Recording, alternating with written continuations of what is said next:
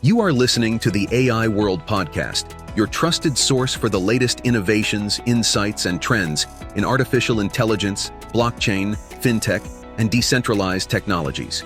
Each episode features expert interviews, engaging discussions, and in-depth analysis of how AI transforms industries worldwide. Stay ahead of the curve with the latest articles and exclusive reports from the AI World Journal, covering everything from emerging technologies to industry breakthroughs. For more news, global events, and access to AI World Society circle gatherings, visit us at aiworld.tv. Don't forget to subscribe to stay informed, stay connected, and be part of the AI revolution with AI World Lounge. Thank you for listening. Okay, so it is January 20, 2026. We are looking at all the reports coming out of Davos, Switzerland. And I have to say, if you were, expecting the usual stuff about a new chatbot or some laundry folding robot, you're going to be disappointed. Yeah, very disappointing. The picture that the AI World Journal is painting this year is completely different. It's a massive tonal shift. It really is. I've been tracking the World Economic Forum for years. Yeah. And it's usually this mix of big ideas, futurism, and let's be honest, a lot of hype. Right. But the mood in 2026, it feels serious, almost heavy. Yeah, it feels less like a tech expo and more like a meeting of industrial war planners or something. That's a very good way to put it. So I guess that's our mission for this deep dive. We want to unpack why Davos 2026 is being seen as this moment AI crossed over from, cool innovation to absolute inevitability. Right. We've got sources on the energy crisis, the new geopolitics, the labor market. But I want to start with that seriousness. Why the big change in attitude? Is the tech just not fun anymore? It's not that it isn't fun. It's that it is no longer optional. The big consensus out of the forum is that the whole pilot phase is just dead. It's over. For the last 3 years, we saw companies running all these little experiments, these walled gardens of AI. Now, it's core infrastructure. The analogy everyone is using is electricity. But we've heard that AI is the new electricity line for years. It almost feels like a cliche at this point. What makes it different this year compared to, say, 2023? I think in 2023, it was a prediction. In 2026, it's an operational reality. I mean, think about electricity in your house. You don't have a chief electricity officer. Yeah. You don't hold a strategy meeting about whether or not to use the lights. It's the utility that makes everything else function. And that's where AI has landed. It's being embedded deep into the nervous system of healthcare, supply chains, financial markets, national defense. Okay, but I have to play devil's advocate for a second. When the sources say that nations failing to integrate AI are risking survival, isn't that a little hyperbolic? Or is this just a bunch of consultants trying to sell huge contracts to panicked governments? It's a fair question, but look at the data they're presenting. This isn't just about being more efficient or saving a few points on a budget. It's about the speed of decision-making. Okay. If a rival nation's defense systems can react to a crisis 10,000 times faster than yours because they're AI integrated and you're still, convening committees, you're not just slower, you're obsolete. You're completely out of the game. The warning to world leaders was stark. Your global competitiveness is now defined by AI integration. And if you miss this window, you don't just fall behind. You might never catch up. So it's a keep up or fade away scenario. Precisely. And that fear of fading away is what's driving this next big topic we should get into. The sources are calling it the new geopolitics of AI. Right. This is where it gets territorial. We're not talking about corporate market share anymore. This is national sovereignty. Exactly. AI has officially jumped from a Silicon Valley problem to a national security problem. And the AI World Journal breaks this down into what they're calling the 4 pillars of dominance. These are the resources that everyone is scrambling for. They list compute, data, energy, and talent. Those are the 4 key ingredients. And the problem, of course, is scarcity. Let's break those down because compute sounds like tech jargon for just computers, but it's more specific than that, right? Much more specific. We're talking about very high-end processing power, the specialized chips you need to train and run these huge models. This is not something you can just go buy off the shelf. The supply chain for high-end compute is incredibly tight. It's politically charged. If a nation gets cut off from the latest chips, its AI development just it stops dead in its tracks. So compute is basically a strategic resource now. It's like oil. Exactly like oil. And then you have data. Countries are finally realizing that their data is the training manual for their entire future economy. They don't want foreign companies just scraping all their citizens' data to train models that are then sold back to them. Which leads to talent. And I'm guessing this is more than just needing people who can code in Python. So much more. We have a global shortage of the very specific researchers who know how to build safe, scalable, and genuinely new architectures. It's a brain drain. We're seeing nations actively poaching this talent from one another. And the fourth pillar is energy. We are definitely going to do a huge deep dive on that in a minute because that just feels like the elephant in the room. But just looking at these four: compute, data, energy, talent. Very few countries have all four of those. Almost none, really. And that was the dark cloud hanging over the whole summit. You're seeing this massive inequality gap opening up. Right. You have a few superpowers and a few tech giants that hold all the cards, and then you have the rest of the world at risk of becoming, well, client states. This brings up that term they were using, AI sovereignty. I'm trying to wrap my head around what that actually looks like. If I'm a smaller nation, say in Europe or Southeast Asia, what does AI sovereignty even mean for me? It means the ability to control the algorithms that run your society. I mean, think about it. If your healthcare system, your traffic grid, your entire banking system is running on an AI model owned by a U.S. company, do you really have sovereignty? No, of course not. What happens if they change the terms of the service or the U.S. government suddenly puts an export ban on the software? They're a hostage. You're completely held hostage. Exactly. So we're seeing this big push for cross-border regulation for independent, sovereign AI models, but that creates its own risk of fragmentation. Explain that risk. What does a fragmented AI world look like? Well, imagine a world where an autonomous car trained in California literally can't drive in Berlin because the underlying safety protocols, the data standards, they're all legally incompatible. Or a medical AI developed in China is illegal to use in France. It stops being a worldwide web of intelligence and becomes a series of, walled gardens. It just creates friction that slows down global progress. It's messy. Okay, let's pivot to maybe the messiest part of this whole thing, the physical reality. You mentioned energy as a pillar. Yeah. Reading these infrastructure reports, it really feels like the digital utopia has just slammed into a very, very physical wall. The energy bottleneck. This is the hidden story of Davos 2026. For a decade, we treated the internet like it was magic, invisible, free. But AI is heavy industry. It just eats electricity. The sources are calling data centers the jewel of commercial real estate. Everyone wants to build them, but they can't plug them in. They can't. We are seeing a demand for wattage that is just unprecedented. A single search with a generative AI model uses way more energy than a traditional Google search. Right. Now, multiply that by billions of transactions a day, plus training the next generation of models. The grid just can't handle it. It seems like such a massive oversight. We spent a decade obsessing over code and algorithms, and did nobody think to ask, hey, do we have enough power plants to actually turn this thing on? How did the smartest people in the room miss this?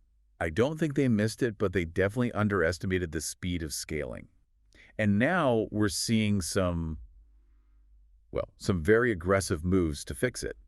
This is where we need to look at the different approaches that were discussed. There's this fascinating contrast between the Trump plan and what a company like Microsoft is proposing. Okay, let's start with the Trump plan. I'm seeing a report here about a $15 billion initiative.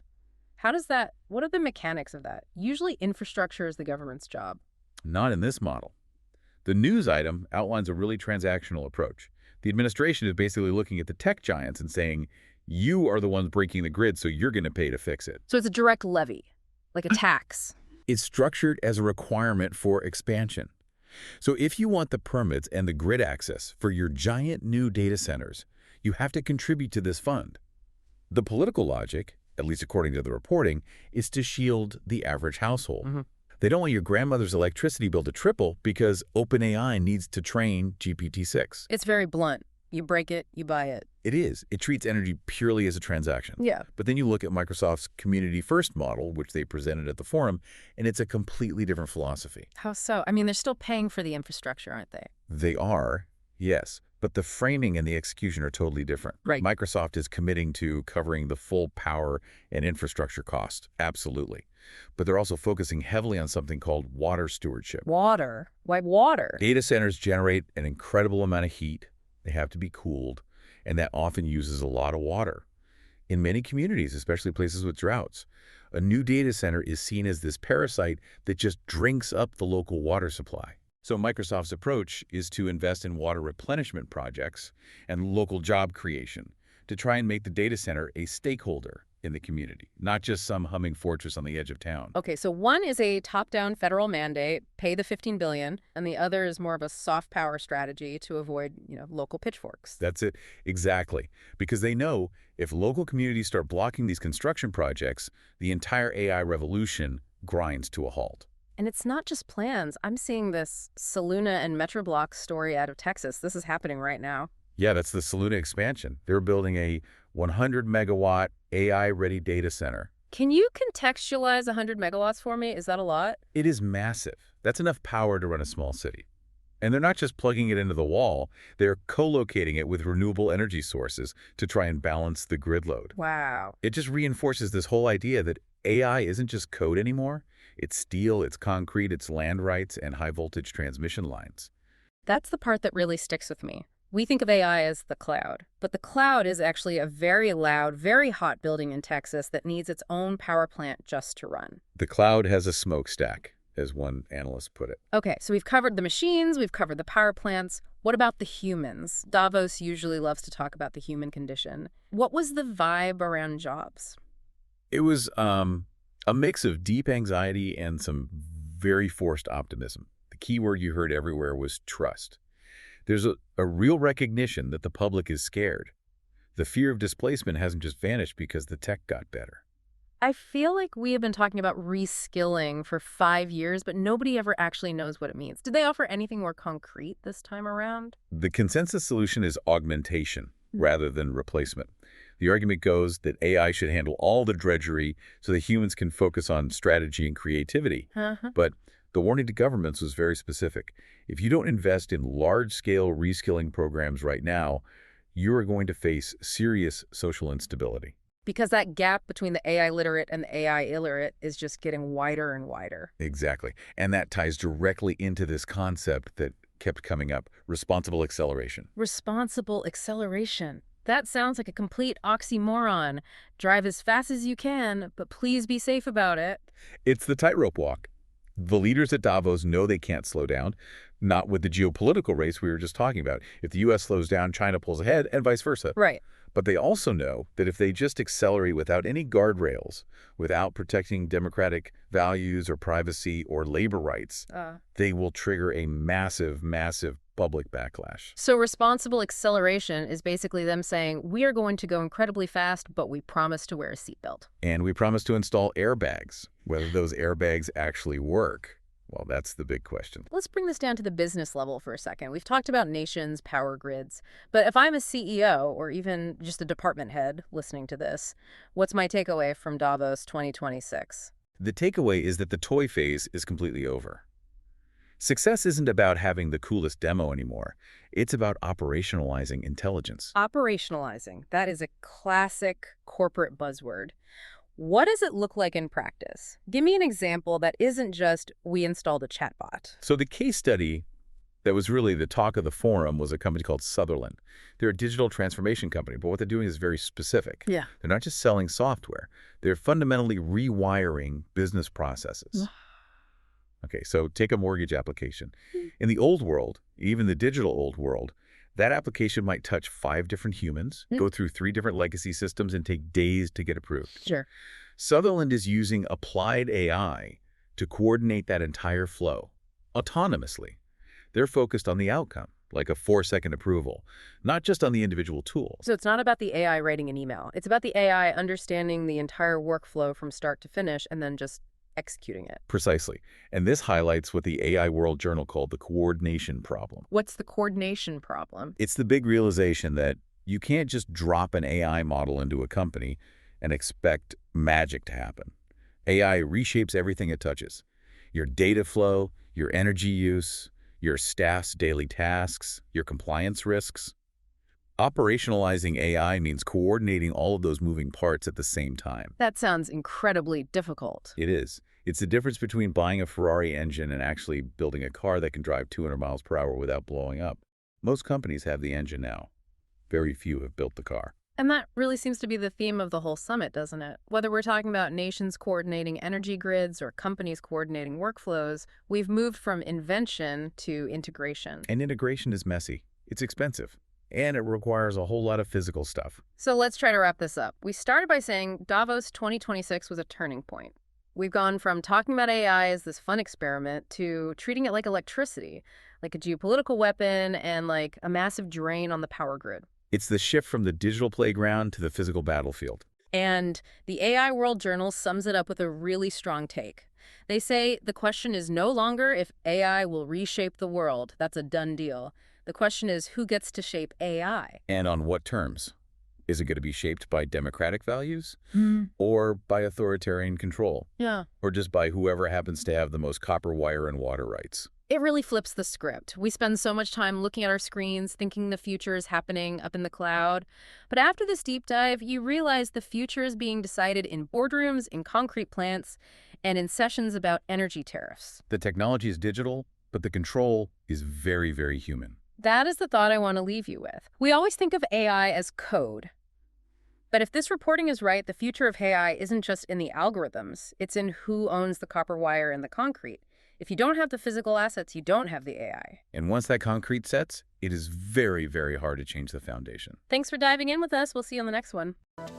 The future of artificial intelligence is unfolding, and it's happening at AI World Week, the flagship global event for innovation, collaboration, and transformation.